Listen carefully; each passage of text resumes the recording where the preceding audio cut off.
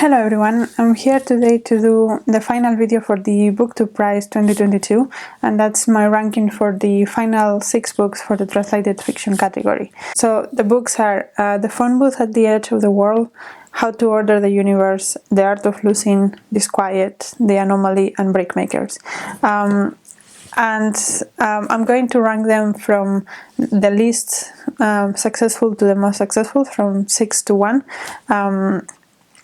And yeah, that's basically it. So for me, the least successful one, the number 6, was The Phone Booth at the Edge of the World by Laura Imai Messina.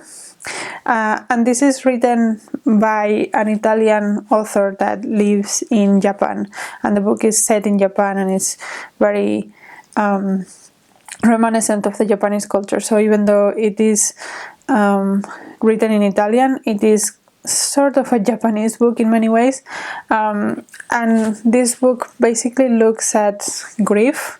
So the concept is that it's based in a real place that exists in Japan, that is sort of like a phone booth that doesn't connect to anything. And so from the tsunami from 2011, there has been a lot of people that go to this place and talk into the telephone, sort of like talking to the people they lost in the tsunami or any other occurrence in which people died.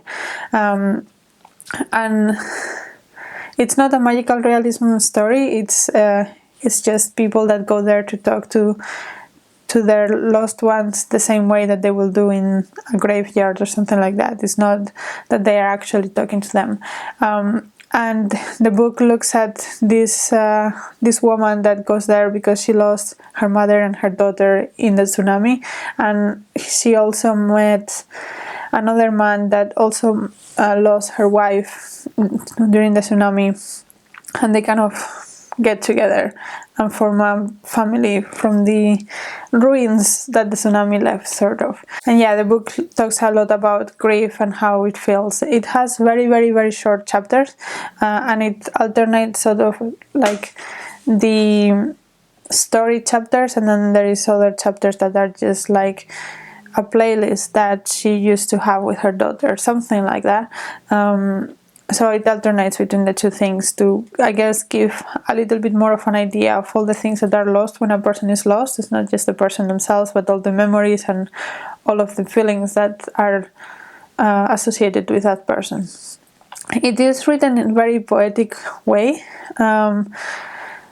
but to me it was not successful, and it was in number 6 because ultimately I don't think it said anything particularly deep. Obviously grief is a very deep feeling, but I don't think that this book took it anywhere particularly far. And also the nature of the book is very repetitive, about people going to this phone booth, and the things that they say and the things that they feel are similar. So it is a very repetitive structure, and I guess that's intentional, but still it was just not particularly engaging to read. It's not a bad book by any means, it's just one that I'm personally not going to remember, and I don't think it did anything that is going to stay with me or with anyone that has read the book. Then in number 5, I have one book that I read in the previous round, so I will link that video down below, and where I talk about it in more detail, but that is the Anomaly by Hervé Letelier, and this is a French book, and it's kind of a sci-fi concept kind of thing.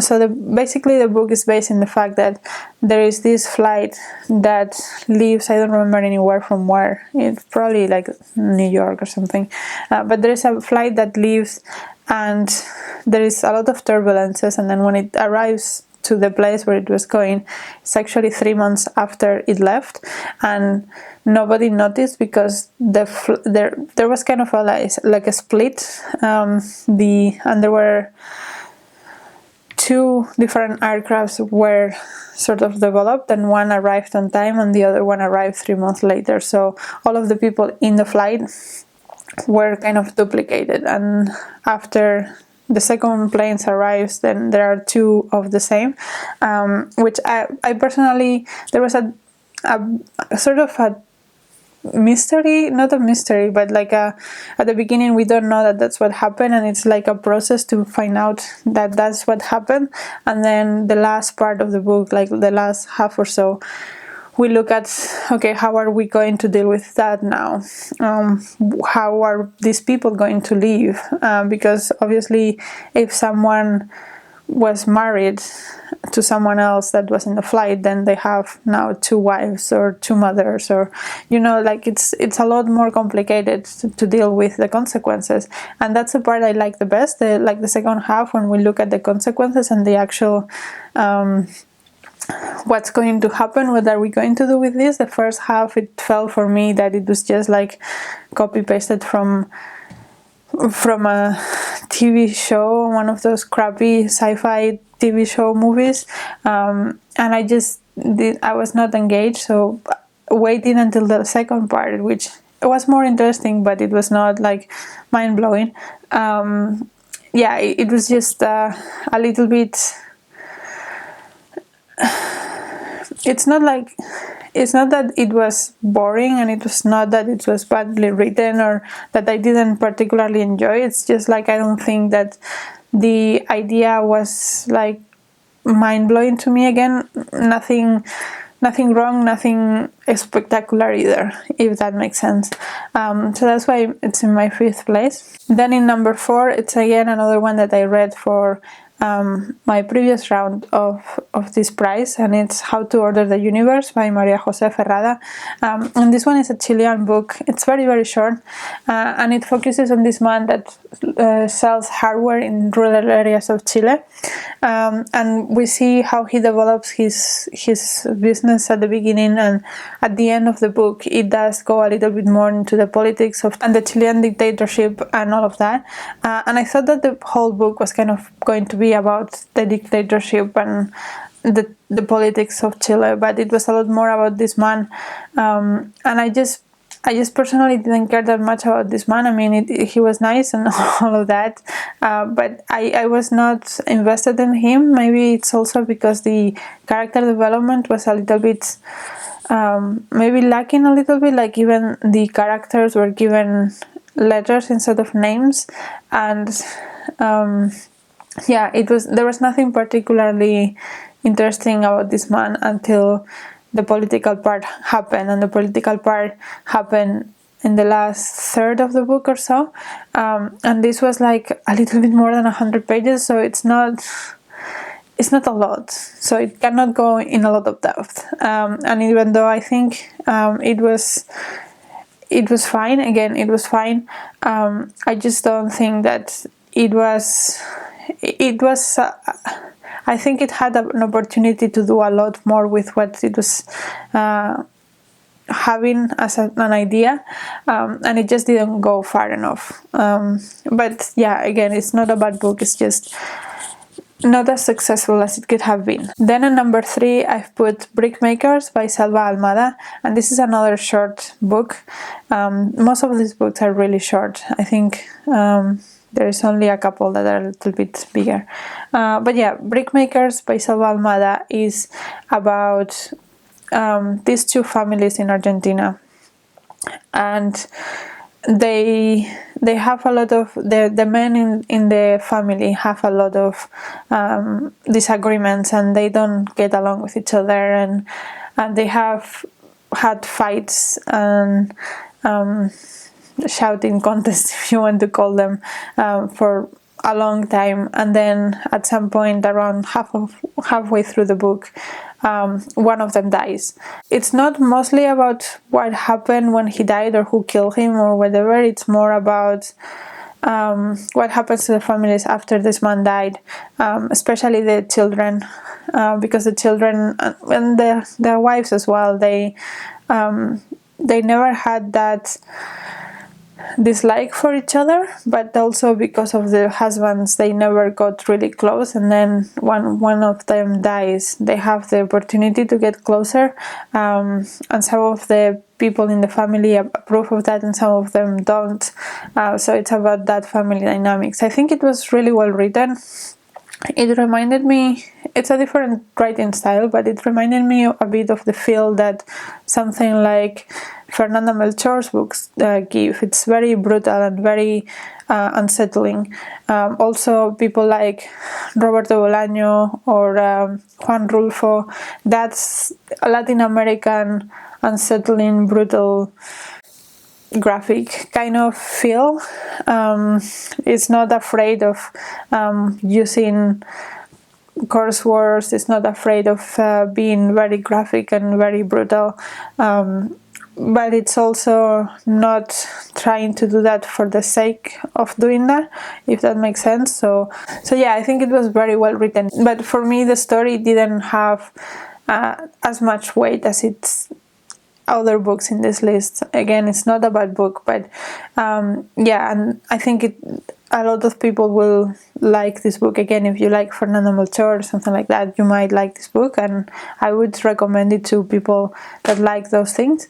But yeah, the story was not particularly appealing for me, so that's why it's in third place.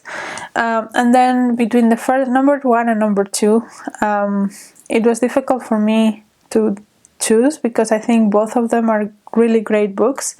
But at the end, I decided to put in number 2 Disquiet by Sulfur Livaneli, and this is a Turkish book, and it's set in, I think it's called Melvin or something like that.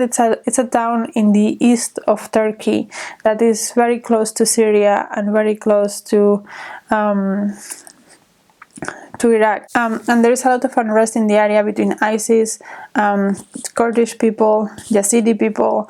There are a lot of cultures around there. The book makes a point that it's Mesopotamia, and Mesopotamia is a very different area from other parts of Turkey. Like Istanbul is a completely different vibe, and we follow this man Ibrahim, that he is originally from this town, but he moved to Istanbul to be a journalist. And when he learns that his childhood friend Hussein died, he moves back and tries to figure out what's happened. And he discovers by talking to the people in the town that he actually he was an outcast because he was working in the refugee camps in the area where a lot of Yazidi people are, and he fell in love with a Yazidi woman and wanted to marry her and leave everything else behind. But the Muslims in the area, and his family was Muslim, they think that the Yazidi people are Satan worshippers, and he was not accepted with his new wife in his community, and eventually he got killed. And so Ibrahim, the journalist that comes back, he wants to find more about this woman that caused all these problems, and he goes into the refugee camps to talk to the people and tries to find this woman, and he learns a lot about the Yazidi culture in the process. And the Yazidis have been outcast for many thousands of years. They have a religion that is earlier than Judaism, Christianity, Muslims, anything like that. It's a different thing, and it's very it has been persecuted a lot. So he does learn a lot about this culture, and we learn with him, and I thought that was very valuable. The only thing I would say is that sometimes it's a bit heavy-handed with the analogies and how he treats this topic, and how, like, it's very clear where the author stands in this debate. And also, I particularly didn't like the ending. I thought it was a little bit, not anticlimactic, but I didn't completely understand the motivations of this character to do the things that he did at the end. So yeah, that's why I put it in number 2, but I think it's a very valuable book. If you want to learn about the Yazidi people, I think it's very valuable, and it's not, again, not very long, so I will encourage people to read this book as well. which means that in number 1 I put The Art of Losing by Alice Seneter, which is kind of like one of my favorite books since before the list was announced. I already loved this book, and then when I saw it in the list, I thought it was great that it was in the list, and it's still my favorite, I guess. And it's about a family from Algeria, and it follows 3 generations and the different perspectives on the immigration story. And if you want to know more about that, I have a video about it. So yeah, those are my rankings. Let me know if you have read any of these books, and until next video, bye!